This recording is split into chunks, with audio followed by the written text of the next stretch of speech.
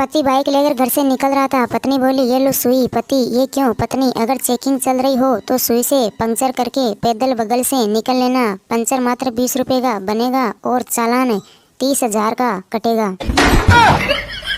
बीवी की सुंदर सहेली आई थी। पति बेटा उसे देखता रहा। कुछ देर बाद प्रेशर कुकर की 12 सीटियां बज चुकने पर पत्नी ने पति से कहा, किचन में देखो, दाल जल जाएगी। बीवी ने कहा, जल जाने दो, पर तुम्हारी दाल नहीं गलने दूंगी। संता बंता छत पे सो रहे थे। अचानक बारिश शुरू हो गई। संता घबराकर बोला, भाई जल्दी नीचे चल, लगता है आसमान में छेद हो गए हैं। अचानक जोर से बिजली कड़की। बंता लेटा रहा। भाई वो देख, वेल्डिंग वाले भी आ गए हैं। संता, मेरे दादाजी अमीर और भुलक्कड़ थे कि लाठी बिस्तर पे रखे कोने में सो जाते थे। बनता, ये तो कुछ नहीं। संता, कैसे? बनता, मेरे दादा इतने अमीर और भुलक्कड़ थे कि पान चबाकर बिस्तर पे थूक देते और खुद खिड़की से नीचे कूद जाते थे। रामू, आज शाम तक अगर 50,000 रुपए का इंतजाम नहीं हुआ तो बेइज्जती से बचने के लिए मुझे जहर पी लेना पड़ेगा। क्या तुम मेरी मदद कर सकता है?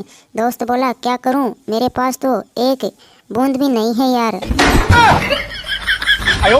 एक यात्री ने बड़े तेज शहर में रेलवे स्टेशन मास्टर से शिकायत की। बोला, 40 मिनट हो गए हैं, गाड़ी अभी तक नहीं पहुंची। स्टेशन मास्टर ने कहा, आप घबराइए नहीं, यह टिकट 24 घंटे तक चल सकता है। माँ गुस्से में सोनू से बोली, सोनू, कोई भी चीज किसी से पूछे बगैर मत उठाया करो। क्या मुंह में जुबान नहीं है? सोनू ने माँ से कहा, जुबान तो है माँ, लेकिन मैं जुबान से कोई चीज नहीं उठा सकता। ये सुनकर माँ बेहोश होते होते बची। कपिल ने विजय से कहा, मुबारक हो दोस्त, आज तुम्हारी जिंदगी का सबसे बड़ा खुशी का दिन है। विजय ने कपिल से कहा, धन्यवाद, लेकिन मेरी शादी तो कल है। कपिल, मुझे मालूम है, इसीलिए तो आज कहा है मैंने।